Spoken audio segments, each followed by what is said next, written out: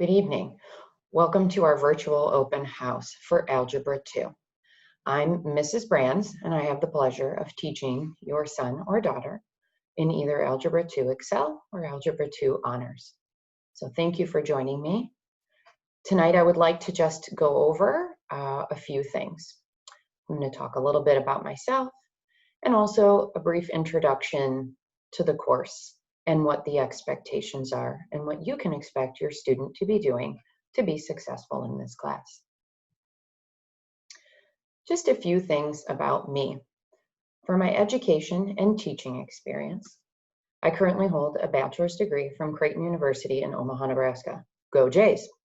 I have a master's degree from Concordia University in River Forest, Illinois. I spent 21 years, including this year, teaching. This is my 17th year at LT. Prior to this, I taught 4 years at an all-boys Catholic high school. I have taught all levels of math other than calculus. So as you can see, I've taught freshmen through seniors in algebra, geometry, algebra 2, and trig pre-calc. I've taught algebra 2 for probably the last 7 years, so I think I'm well versed in the course, the book, and the content. It has been a great pleasure of mine to be able to teach at LT. I feel fortunate to not only teach at LT, but I also live in the community. A few personal interests. I'll move myself here. I have been known to teach an indoor cycling class to my colleagues. Again, this is pre-COVID, although we're planning on trying to get a Zoom group going. I enjoy traveling to new countries and cities. My husband is from Scotland, about as far north as you can go on the British mainland, and so we travel quite a lot. I have 2 children, as you can see pictured in the photos. Isla is my older daughter. She's in 3rd grade. And Stella is my younger daughter. She attends Kensington as for basically preschool, so she'll start next year. We're a Cosset family. Go Tigers. I also enjoy playing with the dog that we got this summer. Her name is Luna. Gardening, because we've been stuck at home, and so I've had the opportunity to do some things around the yard. I like to fix things. If anything ever needs to be done in my house, it is me that does it. And of course, being an enthusiastic teacher. Okay, moving on into some things that we do in the course. Obviously, as it is in many classes, Canvas is the main tool that we use.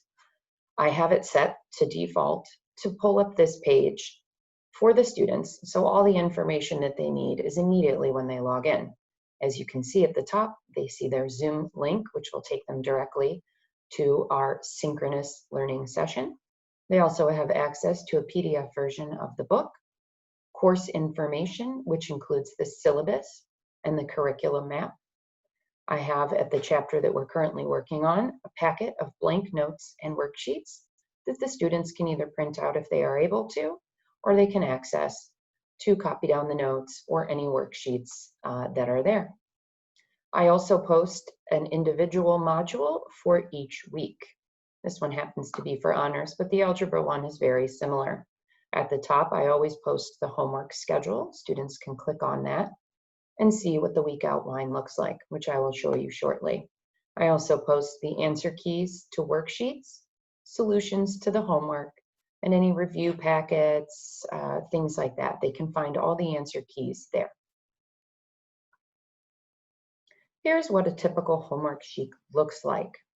So I try to let them know what they can expect to happen during class in the lessons column. And then they have the homework practice in the right-hand column. You can see in this particular week, we had a Canvas quiz that was a skills check. We also had a Canvas quiz that was a regular quiz. So I will be using primarily the Canvas quiz tool for assessments for students. Also, again, as you can see, I post the homework assignment in a very logical manner. Students are able to access this again via Canvas, and they are able to know what it is the expectation for them on each given day. There is homework, of course, that is assigned pretty much out of the book, but often it can also be a worksheet, which once again they can find in the individual notes packet. That says nightly homework, and I don't mean every night, but on their synchronous day, they can expect to have homework. It will be assigned and can be found again on the homework schedule in Canvas. Often, if we have time, which we typically do, students will be able to start their homework, perhaps even finish it during the synchronous sessions. Homework is practice and should be completed daily to ensure comprehension of material. I will not be checking in the homework, but I have, of course, strongly encouraged students to be keeping up with it, on a nightly basis. As you saw, answers are posted on Canvas. Students should check the answers upon completion of the homework.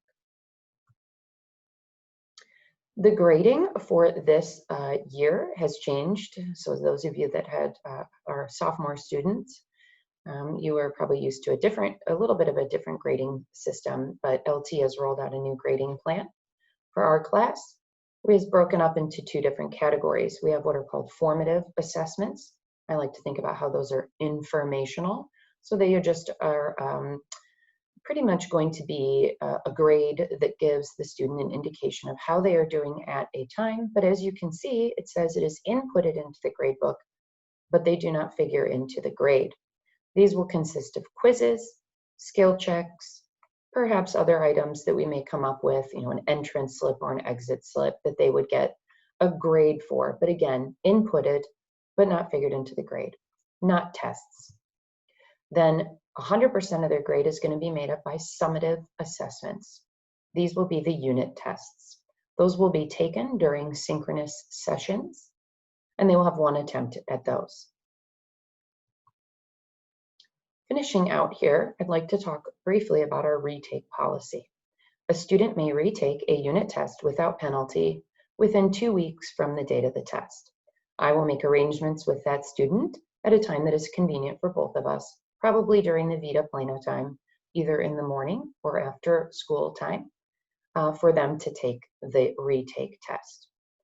In order for a student to be eligible for a retake, a student must complete all formative assessments prior to the test. So that would be, again, those skills checks, quizzes, anything that they probably do via a Canvas quiz.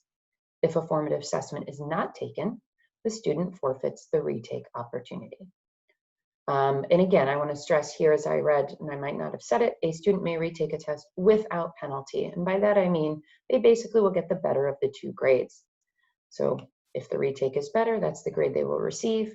If the original test score is better, that's the grade they will keep. Please do not hesitate to contact me at any time. This can be found on the LT website under the staff directory. Or again, you can ask your student or you can see it here. So any questions that you have, please let me know.